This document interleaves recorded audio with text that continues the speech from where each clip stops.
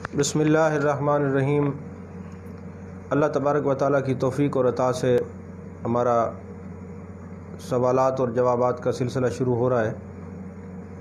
تو چونکہ سوالات کافی زیادہ ہو گئے ہیں، کل کی نشست نہیں ہوئی، تو مختصر وقت ہوتا ہے، کوشش کریں گے جتنے سے جتنے سوالات شامل ہو سکیں گے تو آپ کے سامنے بیان کریں گے۔ سب سے پہلا سوال یہ ہے کہ روزے کی حالت میں اگر نکسیر آ جائے تو روزے کا کیا حکم ہے؟ روزہ بحال رہتا ہے یا ٹوٹ جاتا ہے؟ نکسیر جو ناک سے خون نکلتا ہے، اس کے بارے میں سوال ہوا ہے کہ اگر روزے کی حالت میں نکسیر آ جائے تو روزہ رہتا ہے یا ٹوٹ جاتا ہے؟ یاد رکھیں، نکسیر آنے سے روزہ نہیں ٹوٹتا، نکسیر آنے سے روزہ نہیں ٹوٹتا۔ اسی طرح دوسرا سوال یہ ہے کہ اگر حاملہ عورت نے روزہ رکھا اور اس کو بچے کی پیدائش کی تکلیف شروع ہو گئی تو وضع حمل کے وقت ٹیکہ اور دوائی کھانے اور آپریشن کا کیا حکم ہے؟ دیکھیں، پوچھا یہ گیا ہے کہ کیا وہ روزہ عورت افطار کر سکتی ہے؟ ایک بات ذہن نشین رکھیں کہ بیماری کوئی بھی ہو جو جان لیوا ہو، جس میں جان کا خطرہ ہو، تو افطار کیا جا سکتا ہے، اس کی بعد میں قضا ہے۔ تو وضع حمل کی صورت میں جب کوئی بچہ پیدا ہوگا تو جو خون جاری ہوتا ہے، نفاس کا خون کہتے ہیں، تو نفاس کے خون کی وجہ سے تو روزہ برقرار ہی نہیں رہ سکتا، روزہ ویسے ہی ٹوٹ جاتا ہے۔ تو لہٰذا ایسی صورتحال میں جس کا بچے کی پیدائش کا معاملہ شروع ہو جائے تو ایسی عورت اپنا روزہ توڑ سکتی ہے، وہ دوائیں کھا سکتی ہے، آپریشن بھی ہو سکتا ہے، اور ادویات کا استعمال کرنا بھی درست ہے، اس پر اس کی قضا لازم ہوگی۔ یہ نہیں ہے کہ اس کو فدیہ دینا پڑے گا کہ اب 60 روزے رکھنے پڑیں گے یا 60 مساکین کو کھانا کھلانا پڑے گا، وہ معاملہ ایسا نہیں ہے، کیونکہ وہ شرعی طور پہ ایک عذر موجود ہے۔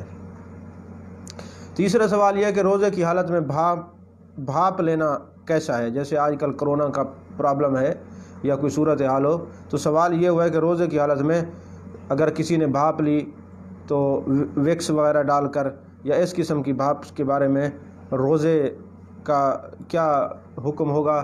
روزہ جائز ہے؟ وہ روزہ ٹوٹ تو نہیں جائے گا؟ تو ایسی صورتحال میں روزے ٹوٹ جانے کا خطرہ ہے اگر وکس کی بھاپ لی۔ یہ میں پہلے بھی نشست میں کئی بار جواب دے چکا ہوں کہ ایسی بھاپ جیسے اندر جائے گی تو روزہ ٹوٹ جائے گا، خصوصاً یہ وکس وغیرہ یا دوائیوں کی جو بھاپ لیتے ہیں اس کے بارے میں۔ چوتھا سوال یہ ہے کہ کھڑے ہو کر وضو کرنا کیسا ہے؟ دیکھیں، کھڑے ہو کے وضو کرنے میں کوئی قباحت نہیں ہے شرعی طور پہ۔ ہاں، اتنا یہ ہے کہ اگر آپ کا واش روم ساتھ ہے، آپ کھڑے ہو کے وضو کرتے ہیں اور چھٹے جو ہے وہ اس میں واش روم میں جاتے ہیں اور وہ چھٹے اڑ کے آپ کے کپڑوں پہ آتے ہیں تو گندگی لگتی ہے اور آپ کا جسم بھی ناپاک ہو سکتا ہے، کپڑے بھی ناپاک ہو سکتے ہیں۔ اگر ایسی جگہ ہے کہ جہاں پہ آپ ایسی گندگی سے اور چھینٹوں سے بچ سکتے ہیں اور کھڑے ہو کے وضو کرتے ہیں تو کوئی شرعی قباحت نہیں، آپ جناب والا وضو کر سکتے ہیں۔ بس اس بات کا خیال کریں کہ وہ چھینٹے واش روم میں نہ پڑیں اور آپ کے کپڑے گندے نہ ہو جائیں۔ اور پانچواں سوال یہ آیا ہے کہ اپنی زندگی میں اپنے لیے قبر تیار کروانا کیسا ہے؟ دیکھیں، فتاوی عالمگیری میں ہے کہ اپنی زندگی میں اپنی قبر تیار کروائی جا سکتی ہے، اس میں کوئی جناب والا شرعی ممانعت نہیں ہے، کوئی حرج نہیں ہے۔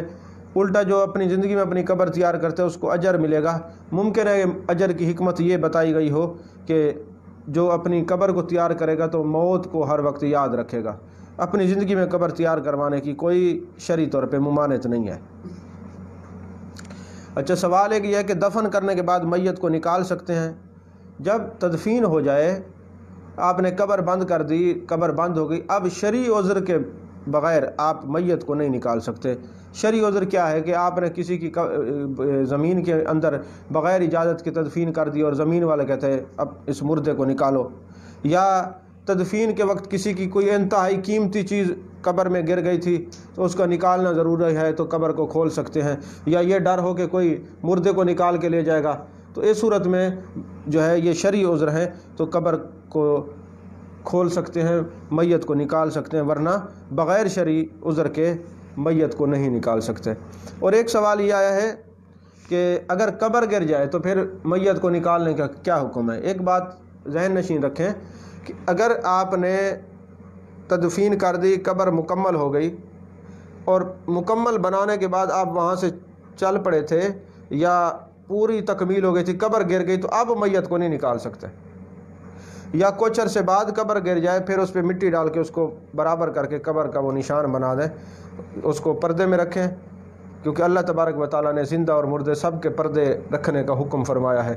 تو اس صورتحال میں میت کو نہیں نکال سکتے۔ ہاں اکثر ایسا ہوتا ہے کہ وہ ڈاٹ والی قبر بناتے ہیں، یا ایسی قبر ہوتی ہے کہ جناب وہ بغلی کہ ابھی پوری مٹی نہیں ڈالی، میت کو رکھا ہی تھا، وہ قبر گر گئی، تو پھر اس کو میت کو نکال کے مٹی صاف کر کے قبر تیار کر کے دوبارہ دفنا سکتے ہیں۔ جب آپ نے قبر کو بند کر دیا، قبر بند ہو گئی، تو اب اس صورتحال میں آپ دوبارہ میت کو نہیں نکال سکتے۔ قبر گر گئی ہے تو اس کو وہیں آپ مٹی ڈال کے برابر کر کے قبر بنا دیں۔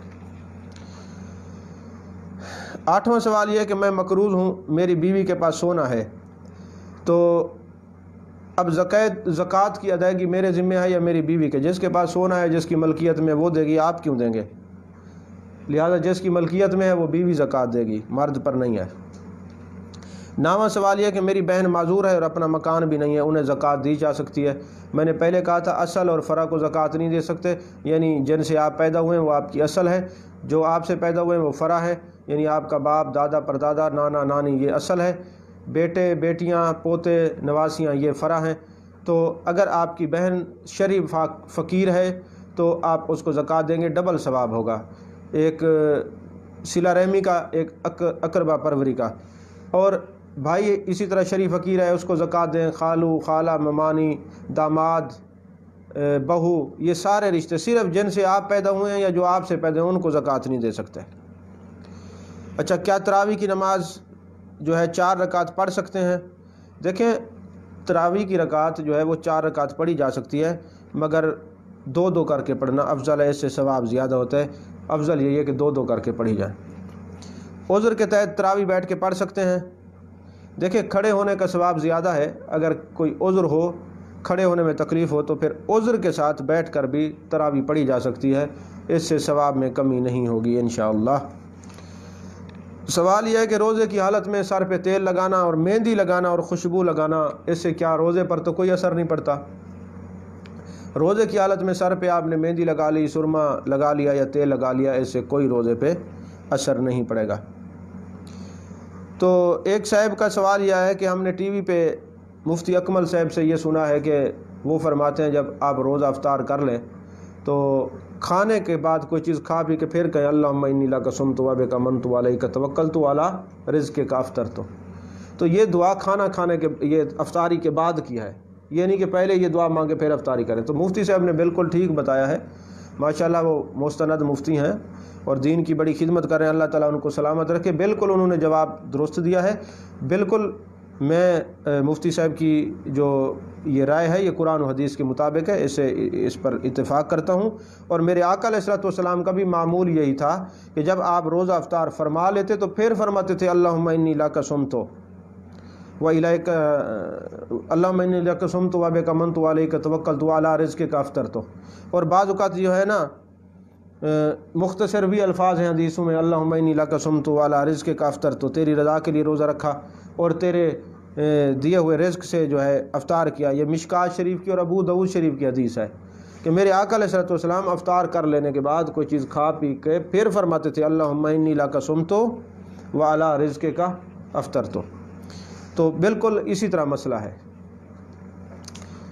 اصل میں ہم لوگ، ایک تو یہ علماء جو ہیں یہ سرمایہ ہیں، یہ لوگ ہمارا دین، ایمان اور ہمارے جو ہے نا حفاظت کرتے ہیں ہر لحاظ سے، اور پھر جب ہمیں پتہ نہیں ہوتا ہم حرف آخر بن جاتے ہیں، پھر ہم سوال کرتے ہیں جناب یہ فلاں نے کہا ہے، فلاں نے۔ اللہ کے بندے جنہوں نے ساری زندگی دین پڑھا اور پڑھایا ہے، آپ کو یہ کمی ہو سکتی ہے۔ علماء جو بات کرتے ہیں الحمدللہ تحقیق کے ساتھ کرتے ہیں، اسی طرح بدگمانی سے بچنا چاہیے اور فوراً ہی فتویٰ نہیں دینا چاہیے۔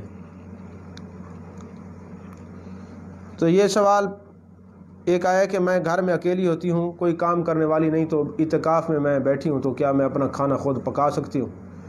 بس اعتکاف میں جو عورت بیٹھی ہو وہ کوشش کرے کوئی اور کسی کے ذمہ لگا دے تو افضل ہے، اگر کوئی نہ ہو تو اپنا کھانا پکائے اور پکا کے پھر وہ کھائے گی اس جگہ پہ جہاں اس نے مسجد بیت بنا رکھی ہے، جہاں پہ وہ اعتکاف میں بیٹھی ہے۔ یہ نہیں کہ فالتو کام کرتے وہیں پکائے اور وہیں بیٹھ کے کھا لے، ایسا نہیں ہے۔ اگر کوئی اور نہیں ہے تو کھانا اعتکاف والی اپنا خود پکا سکتی ہے، اور پھر پکے ہوئے کھانے کو اٹھا کے اس جگہ پہ آ کے کھائے جہاں اعتکاف میں بیٹھی ہوئی ہے۔